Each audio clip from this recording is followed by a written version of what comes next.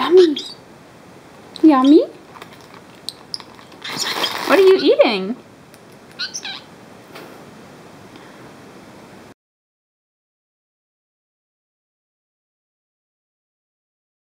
So now you can see we finished crumbing the cake. And I did this by putting the cake in a food processor actually because it kept falling apart when I was rubbing it together. So now the cake is in fine crumbs and we're going to add our vanilla icing to it. So now I added about half a container of vanilla icing and I'm just using my spatula to mix this around and blend it in.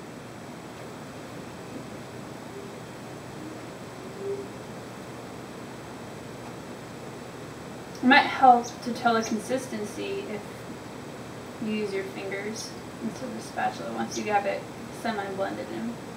So let's see.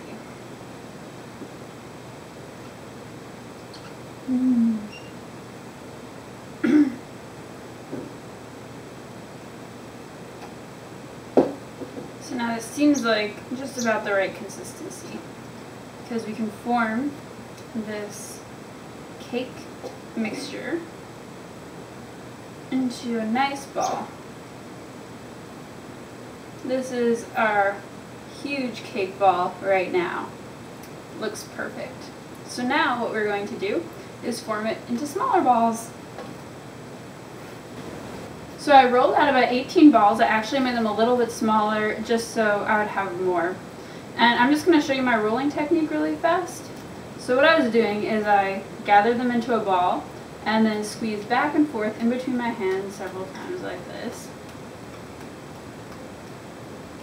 And then just roll it, your hands slightly cupped. You can go back and forth a few more times if you need to.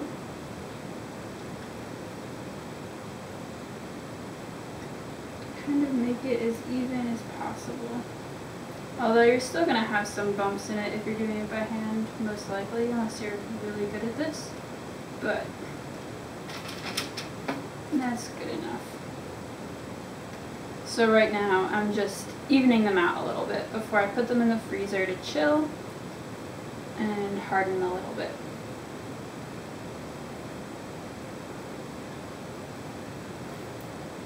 So now all the balls cooled in the freezer and then I transferred them to the refrigerator while I melted the chocolate.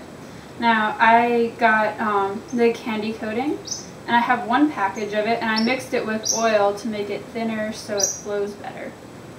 And so what I did was I first dipped each of these sticks in the candy coating, put them inside the balls, and then put them back in the refrigerator. That way the coating can harden and the cake doesn't fall off the stick.